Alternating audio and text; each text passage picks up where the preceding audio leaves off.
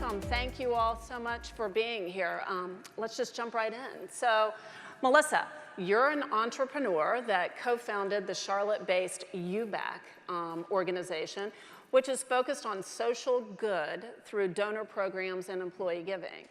Can you share with us how you've worked with the Chamber in the past and how we can help more entrepreneurs like you succeed going forward? So I co-founded UBAC after 18 years being in a consulting career. I recently just retired as a managing director at Accenture. And what's great about Accenture is during my tenure there, I saw how innovation could be harnessed to transform entire industries. At the time, though, I had no idea how innovation was going to actually transform my life. So my moment of inspiration actually happened in a spin bike class at the Dowd Y, when a poorly timed request for a donation made me realize that giving back to our Charlotte community was not as easy as ordering a car from Uber. So we designed and launched UBAC, and at UBAC what we're trying to do is build the first mobile big data and social connectivity platform to help companies and individuals connect and engage, but most importantly change the world, beginning here in our local community. The Chamber saw the value in that, and what's great is that they reached out to us and immediately welcomed us into their network, but most importantly engaged us with the Charlotte business community. The Chamber also saw the challenges that we saw with businesses in giving back, that companies infuse billions of dollars into nonprofits every year, but research shows that only 9% of employees actually take advantage of their company's giving program. That number actually translates to $10 billion annually that's left on the table that could be used for good. And that's a really big problem, because not only is that money not going to do good, but it also illustrates the disconnect between companies, employees, and the customers. The fact that companies do not have the data or the insight to know what their employees and customers are giving to right now. And so at UBAC, what we call that is our strategic giving IQ. So essentially, your giving quotient. And if it's strong and if it's high, then you know what the impact you're having in the community. But most importantly, from a business perspective, it leads to employee engagement, retention, and customer loyalty. Regarding the second part of the question with success, since being a recovering corporate executive now in this startup world, people often ask me what has been what has made us successful. And for us, it's been two things. One, it's been the path to stronger and meaningful connections, and that's what the Chamber has given us. But it's also a way to work with some of the long-standing businesses here in the Queen City to create new and exciting opportunities. We at UBAC have been incredibly fortunate to have experienced that thanks to the partnership with Bank of America and also the Chamber. But we're all coming together to create this new ecosystem of giving between companies and employees and customers and citizens in our community. So just to quickly wrap up, there's a statistic that I wanted to share with everyone that illustrates the importance of the work that we're doing at UBAC. The altruistic impulse to want to help, to want to do good, only lasts 8 seconds. 8. And then it's gone. And so when you think about that, that's pretty powerful considering today is Giving Tuesday, and this is our National Day of Giving. And so if you only have 8 seconds, we hope that tonight all of you can start to work with us to change the giving conversation. And let's start that conversation with the question of how are you going to use your next 8 seconds? So that is awesome, because in your chairs there is a little card that talks about another startup in Charlotte called Share Charlotte. And Share Charlotte provides a consolidated list of many hundreds of nonprofits in Charlotte on their website, making it easy for you to go give money or time or goods for these nonprofits. And it's a great opportunity, and we'd really appreciate everyone. You know, we have a few hours left. Yes. So look at that, and actually we can talk more about that on the break. Larita and Monroe, thank you so much for being here. We just shared that the new Chamber will be engaged at a much different level around issues that impact our community and economy. And from both of your perspectives, starting with you, Larita, where do you see the greatest opportunities for that to happen? Oh, there's so many significant opportunities. First of all, I'm just really encouraged that the Chamber is stepping out in this bold and new and exciting way, and that their attempts are both collaborative, they're integrated, and there's great alignment. And so that in itself will serve the nonprofit community significantly and organizations like Goodwill. What gives me hope are 3 things.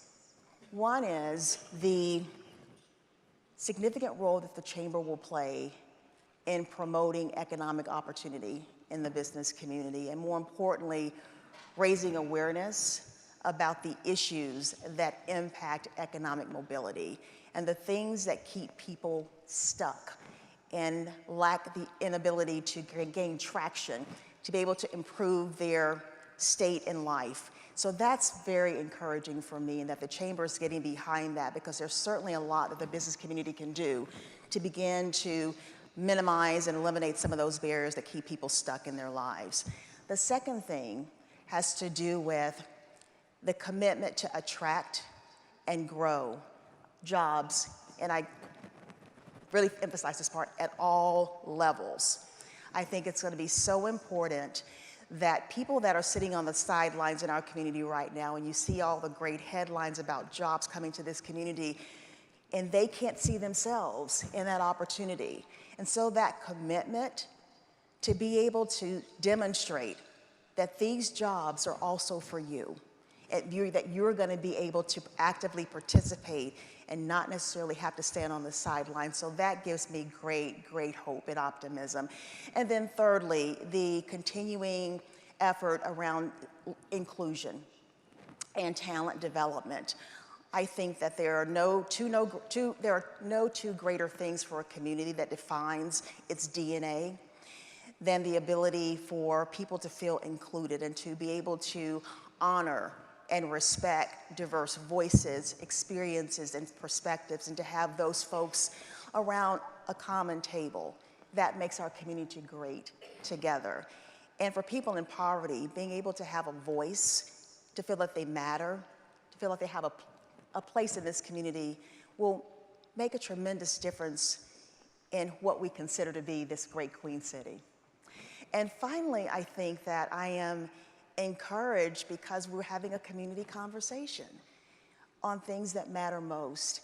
And I want to close by sharing a quote by Edgar Helms, who was the founder of Goodwill, and I think it really speaks to the essence of the Chamber's focus on inclusion and economic mobility. And I'll have to read because I want to get it right.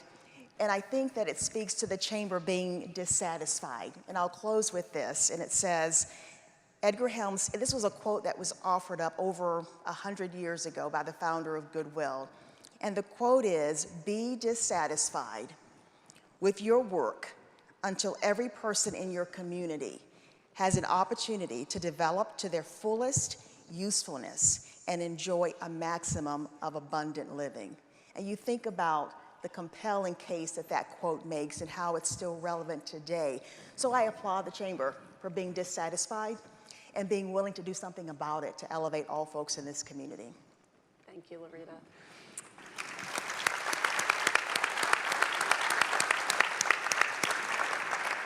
Monroe. Yes. Well, we know that education and economic mobility are inextricably linked.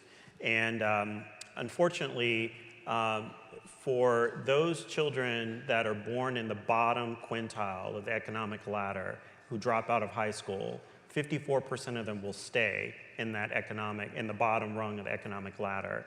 But if we did one thing for those children, which was make sure that they could read proficiently by the end of 3rd grade, 89% of low-income children would graduate high school on time, and we cut that 54% almost in half. So Read Charlotte is a community-wide initiative that's focused on doubling the percentage of 3rd graders that are reading on grade level from 39% in 2015 to 80% in 2025. As you said earlier, we have lots of programs. So we're not a program. Our job is to coordinate, integrate, and align the hundreds of organizations across the county around what works. But in order for us to do that, we need the business community to do 3 things. First, we need the help of the time of employees. We know that there are over 22,000 children in CMS in grades kindergarten through 3rd grade who need help with reading. And tutoring is one of the most effective ways of helping children with their reading. And so we're partnering with United Way to make it easier for volunteer tutors to get to kids who need help. The second thing we need is actually some of the same skills and resources that businesses use every day. things like marketing, logistics, financial planning, so that we can figure out how do we bring innovative and successful programs to scale across the county. And then lastly, we actually need smarter investments in what works. We need to pay attention to the research, and we need the business community's help in getting a better return on our philanthropic investments by working to invest in programs that really have the potential to help our children get where they need to be by 3rd grade.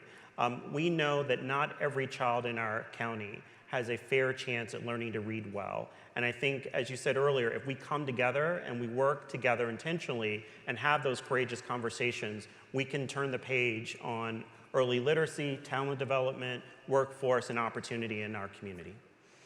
Well, thank you, Monroe. And I really, you all are doing fantastic work. And I would say the quote that Larita shared, I did see on the wall at Goodwill on my tour. And for those of you that haven't gone on a tour of Goodwill, I would certainly suggest that's something you look at in the future. But at the retreat and in an ongoing way, we've heard loud and clear that the business community wants to get involved in a meaningful way. And I think you all have just laid out some great tangible paths for that to happen. I know all of you are going to stick around later at the reception and will be available to follow up with people. And we really just gave you a snippet of the work going on, but thank you all so much for what you're doing. It's having a huge impact, and I'm looking forward to working with you going forward. Thank you.